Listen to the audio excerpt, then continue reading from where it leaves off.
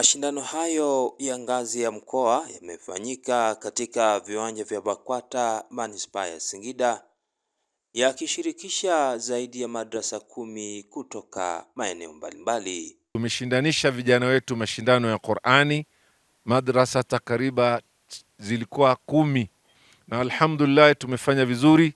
Tunakusudia kuwajenga ili waendeleze Qur'ani, lakini wawe na uwezo wa kusoma masomo mengine. Katika mashindano ya leo nimeshiriki juzu 5, nimekuwa mshindi namba 3. Sikutegemea, sio kwa ujanja wangu, ni kwa ajili ya Mwenyezi Mungu ndo amesababisha mpaka nimeshinda. Nimefanikiwa kuchukua nafasi ya kwanza katika ushiriki wa juzu 5, na washauri wanafunzi wenzangu tujipinde sana kuisoma Qur'ani.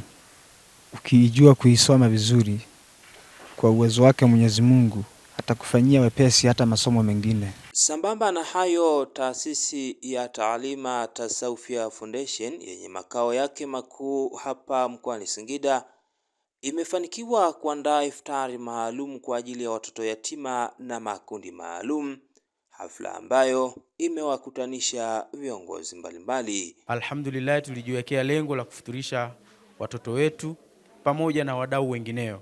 Tumeweza kufanya hivyo kwa uwezo wake Allah Subhanahu wa Ta'ala.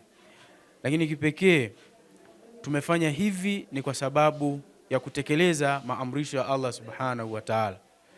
Taasisi hii imefanya kuwafuturisha watoto yatima, maana watoto yatima hawana wazazi, kwa hiyo wazazi ndio wao ambao ndio wanawalea watoto hawa. Kwa hiyo tuseme na wengine wajifunze taasisi zingine waweze kuwahudumia watoto yatima, lakini wawahudumie wajane, wahudumie wazee, wahudumie na wengine ambao walengwa kwa ujumla. Rai yangu kwa Waislamu, kuna ujira mkubwa sana na kuna malipo makubwa sana mbele ya Mwenyezi Mungu kwa kumtunza na kumwangalia yatima. Turejee Qur'ani inavyotutaka, tusisahau kuwatunza mayatima.